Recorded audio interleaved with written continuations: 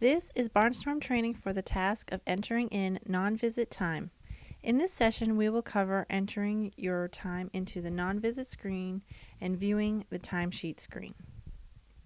To get started with the non-visit time, click on the non-visit time button on the main menu on the left. If you are in Barnestorm Office, you can click on the Employee Activity button on the main menu, and then click on the Non-Visit Entry button, and this will bring you up to this same screen. Now this screen is the old non-visit screen. We will be using the new non-visit screen for our training. So you can go ahead and click on the new non-visit screen button, and this will bring up the new screen. And what you can do is click on Make this screen my default non-visit entry screen. And what this will do is the next time you open up your non-visit screen, it will open up to this screen instead. In the middle of the screen, you will see a list of dates. This is the dates of the week that you will be working on. If you need to change the week by 1, you can either go back -1 week, or you can go forward +1 week. Before we get started entering in time, let's look at the data entry settings that are located at the top of the screen. These settings you can change for time, mileage, and rounding. For time, you can click on Total Time, where you can put in that you worked for 2 hours. Or you can do Time In and Time Out, where you would put in that you worked from 1 p.m. to 2 p.m. Mileage, you can put in your total miles. You can click on odometer readings, where you put in your odometer readings and then it will calculate your total miles. Or you can click on none available if you don't travel at all. For rounding, and please check with your agency for how they want things rounded, but you can round your time to either 0.05, 0.25, or no rounding at all. For training purposes, let's keep it on no rounding. Let's do odometer readings and time in and out. Let's get started entering time in.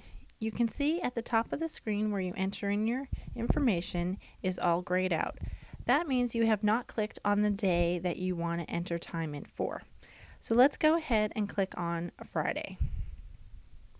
And now your boxes are white and available for you to enter your information in. If you look at the bottom of the screen, you will see visit notes. If you made visits already for the day, they will show up down here. So what we're going to do is enter in our time for before, after, and between those visits. This will account for all of your non-visit time. If you aren't a visiting staff member, then your visit note area will be blank. Now we're ready to make our first non-visit entry. Always check at the top to make sure that you are on the right date. Under the date, your name will appear automatically for the employee. If you are in Barnestorm Office, you are able to change the name if you are entering in time for someone else, if you have permission to do so. In Point of Care, it is grayed out, so you can only enter your time in. You will also notice that the program that you are associated with will automatically appear too. You can change this if needed. For example, if your agency has home health, hospice, and CAP PCS, these are often delineated as different programs, so you would select the appropriate program for the activity if it applies. One example might be travel time for a hospice patient versus for a home health patient, which you would enter under different programs. Next, we have your time code. There are 3 different ways that you can enter in your time code. If you know your time code number, you can enter it here and hit enter, and the name of the code will appear. Or you can click on the Show All button, and this will show all of the codes that you have to use for time code. So let's go ahead and click on the Travel Patient Related. Next, we have your time in and your time out. This is where you would enter in your time. If you prefer to use your military time, you can enter it here as well. So let's go ahead and enter in some time for your travel. We can enter in 11:30, hit enter, and then hit 12, hit enter, and you'll notice that your total time will appear in this box here. Now you can enter in your mileage. Enter 300, hit enter, hit 315, hit enter, and your total miles will appear over here. And then it'll bring you down to the comments. Here you can enter in any comments that you would like. For an example, you can put in that you traveled from patient A to patient B. Some agencies prefer to have one chart number listed in the comments, so just check with your supervisor to see how they want that done. It is best to use the Tab key or the Enter key to go through each entry. This will fill in the description and calculate each field appropriately. When you're done entering in your information, then you want to go ahead and click on the Save This Entry button.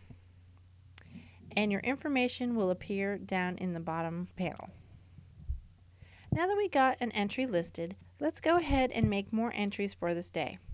You can go back up to the top and start typing in your entry, or there is also a button called New Entry. You can click on that and it will refresh the screen so you can start entering in information again. So your employee name is still there and your program, and you can change that if you need to, and then we'll do your time code. So let's go ahead and click on the Show All button. And let's click on Meetings. So just scroll down and find Staff Meetings. And that will appear in the box, and then let's enter in your time for the meeting. So we'll do 8 and hit enter, and hit 10 and hit enter, and that will calculate your time, 2 hours for the meeting. There's no mileage for the meeting, so you can just go ahead and hit enter until you get to the comments section. And if you want, you can type in what type of meeting it is, and then go ahead and hit Save This Entry, and that will appear down at the bottom. And now we're ready for our next entry. Let's go to Show All, and we'll click on Office Patient Related and enter in some time for that. We'll do 10 to 11:30 and hit enter, and that will give us an hour and a half of time. And then we'll go ahead and hit enter all the way through to comments and then hit Save This Entry. Next I want to enter in is an on-call. Click on Show All, click on the on-call. Now this isn't your actual on-call visit. This is just saying that you were on call for the night. So here what I want to do, instead of putting in my hours, I'm going to put in just total time. So I'm going to click on total time and enter in a 1 and hit enter. And this is just going to say that I was on call for this day. And then I'm going to hit Save This Entry. For entering in on call, just check with your supervisor to see how they want on call to be documented. Now if you look at the upper right, you will see some boxes that have some totals in there. This will give you your totals for the day. It'll give you your total hours, your visit time, which is 3, and that is from down here, all your visits that you made. Your other hours, which is your staff meeting and your office time. It'll show that you were on call. It will do your travel time and how many miles. This is a good way to just view to make sure that you have all your hours in for the day. After reviewing your hours, you want to go ahead and click on Save This Date button. And this will bring you back to the screen that shows you all the days for the week. I would like to enter in one more entry. I'm going to click on Thursday. And say I went to a conference for the day and I have some expenses that I need to get reimbursed for. So what I'm going to do is I'm going to click on Show All, click on Education, and for here I'm going to use just total time. You can do your time in and time out if you like, but I'm just going to put in total time for 8 hours for the conference. And I am going to put in my odometer readings. So we'll just do 390 and hit enter to 450. And that will say that my travel time was 60 miles, and I can enter a comment what type of conference it was. And then I want to go down here underneath the Save This Entry button. And here you have meeting fees, meals, miscellaneous expenses, and a comment. Here I'm going to enter in the meeting fee was maybe $25, the meal was $12, and my expenses, maybe gas, was $30 or $35. And then I can type in another comment of what type of conference this was. And then I'm going to hit Save This Entry. And my entry will show up down here, but note that the fees and meals will not show up here. And what you can do is you can ask an office staff member that uses Barnestorm Office to go to Reports, go to Employee, and then run the mileage reimbursement report. And all this information will show up on the report, and you can sign it and then hand it in to the appropriate person and get reimbursed for this conference. And now that I'm done with this day, I'm going to click on the Save This Date button.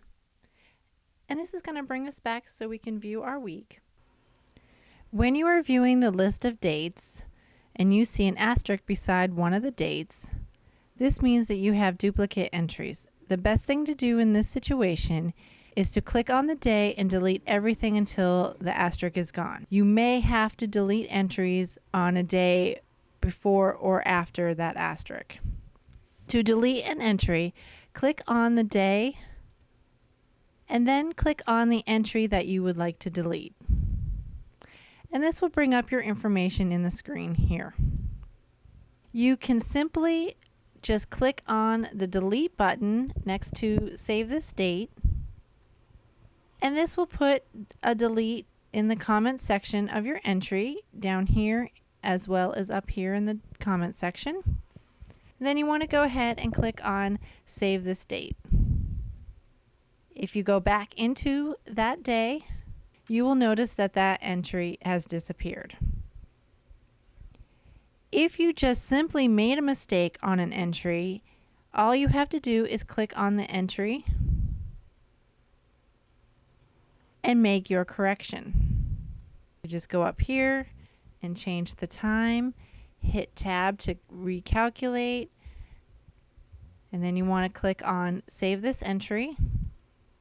So it will recalculate your totals down here. And then again, click on Save This Date when you are done with this date. Next, I want to show you the timesheet screen. You can go ahead and click on the timesheet button located at the top of the screen. And this will bring up your timesheet. If you look at the top of the screen on the right, under Current Timesheet, it will show you some dates. These are the dates of your timesheet, and underneath that will show you the status of this timesheet. In this case, we are in progress.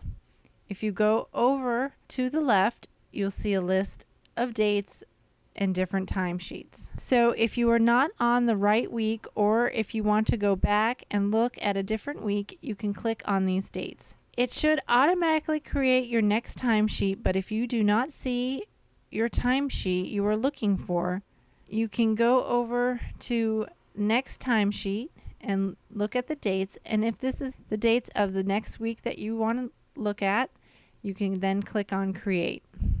And this will create a new timesheet for these dates. Then you have your time range. And you may want to open up the time range to see any visits that you have made after 5 p.m. And then you have your totals for this timesheet. Below in the large panel here are all the entries that you have entered in for this week. This is where you're going to review your timesheet for the week. So when you are reviewing your timesheet, there are some things that you want to look for. As you can see, there are different lines with different colors. You have a green color, which is your on-call. You have blue, which are your visits that are locked. You have white and gray, which show your non-visit entries. You have a dark gray, which shows you the totals for that day. And if you look here, you have a red color. Now, this is very important. If you see a red line, this is a visit that has not been locked. You will need to go back into the visits and assessments to lock this visit. And once you go back and lock your visit, this visit will turn blue. So let's go ahead and lock this visit. So you just want to exit out of the timesheet screen. Click on Select Patient. Type in your patient name and select them from the list. And then click on Visits and Assessments. And if you noticed here, this visit on top is locked. But if you look on the 16th, it just says completed, which means this visit is not locked. So you want to go ahead and click on this visit, go to the Edit button, click on the Required, and scroll down till you find the Finished. And it might be a good idea just to double check and make sure that this visit is completely done. And then go to the Finish screen, and then you go ahead and click on the lock, and then close out. And in Point of Care, you have a timesheet button.